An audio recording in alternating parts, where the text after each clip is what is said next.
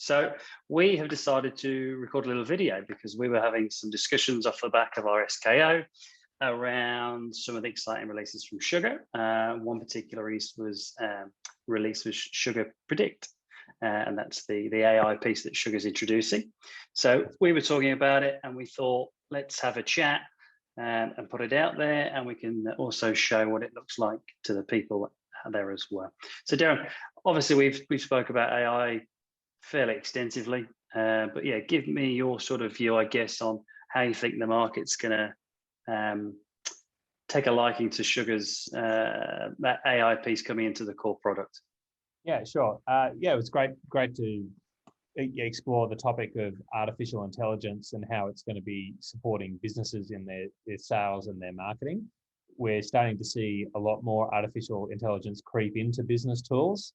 I think anyone who's typing emails these days, which is obviously everybody, is probably had the experience where they're seeing either Office 365 or Google is auto completing your sentences, and if it's like me, it's sometimes doing a better job completing my sentences than I would do.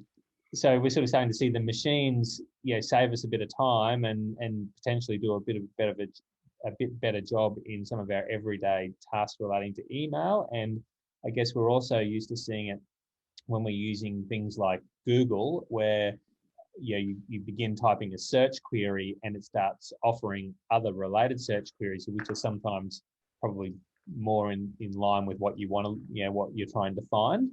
And and I think this is what we can start to or should expect to see in business software. So absolutely.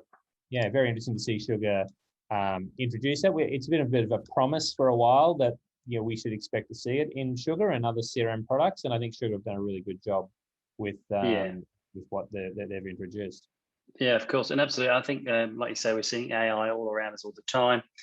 Even things like next best actions or things you might be interested in, algorithms learning from us in terms of Netflix and Spotify. I know we've had a conversation about your Spotify maybe prompting some of your daughter's choices, which is always amusing when you're driving in the car. But AI is a big buzzword. I know Arlington Research have spoken to a lot of sales leaders, and they have, I think 88% expected to see some form of AI coming into their business technology over the next sort of 24 months. So it's really exciting to see the Sugar Predict stuff. I know you're going to talk us through a little bit here around one of the elements that we're bringing in, which is lead fit similarity and lead conversion likelihood. We also have something coming into the core product around the opportunity and likelihood for an opportunity to close. So jump into the lead piece and let's have a little look at that. You can talk us through it. And yeah, sure. I'll share screen because it always helps to see what it looks like. I think the question is, when it comes to AI, like exactly what does it look like and what is the value that it gives you in the context of using the CRM? So when it comes to leads, for businesses that are getting a lot of leads coming in, there comes a time for the salesperson to kind of prioritize their time of how they're going to respond to it. And we've seen over the last few years with lead scoring being introduced with marketing automation, we'll get like a number, a score. If you've got 100, the score is 100, it might be a really hot lead. If the score is 20, it might not be a very good lead. But that's purely based on the engagement that the person that's making the inquiry has had with some of your digital communications and your website. What we're seeing here, and you can see it on the screen here, is Sugar is actually looking at attributes of that lead and comparing it to past leads that have come through in your CRM, and then making a prediction on whether or not or how likely that lead is to close. So we've got a prediction column here. I've sorted it so that the very likely leads to convert are at the top, and we've got more leads that are more likely to convert, leads that are neutral, and so on.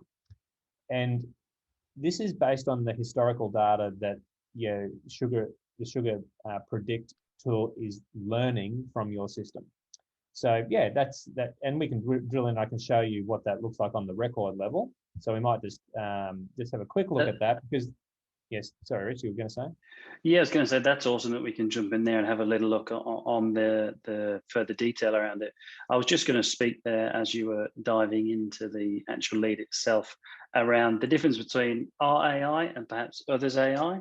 Other people that are doing AI, it's a cost against implementation. It's also a further cost around the actual product itself, whereas this is baked into the core product, which is a real separator between us and others, I think. Yeah, definitely. So Sugar being its on-demand hosted environment, they're just continually feeding new functionality into the product. And this is a new feature that comes. So all existing Sugar clients, this will just be turned on. Any new client that invests in Sugar, they will just get this as a feature.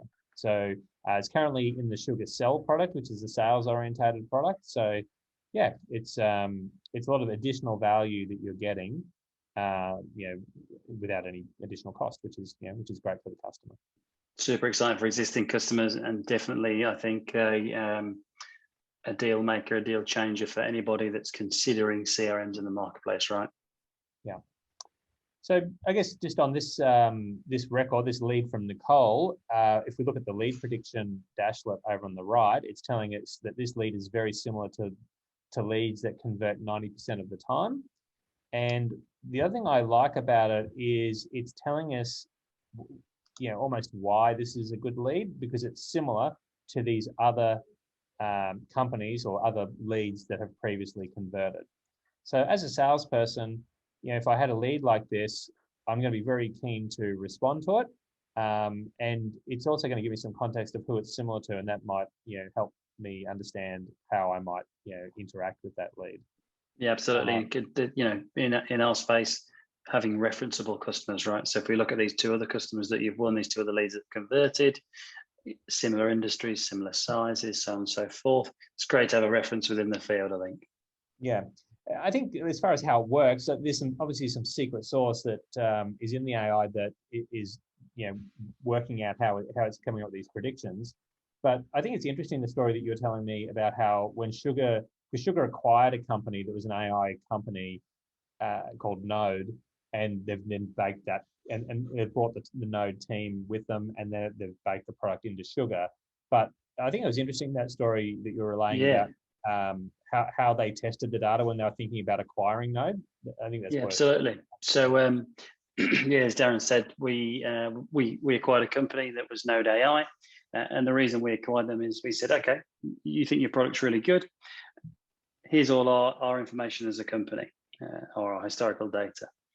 We gave it to them across lead fit similarity, lead conversion likelihood, opportunity won. I think we did churn rates as well, so a future state.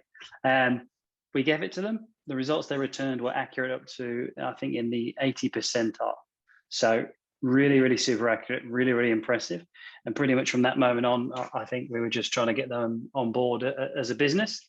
And for us, it's super exciting to be able to have those kind of predictions, right? Because we can then plan as a business, we can make sure we're doing all the right things to grow our business and also protect the business that we've already got. So super, super cool to have it on board with the Sugar company.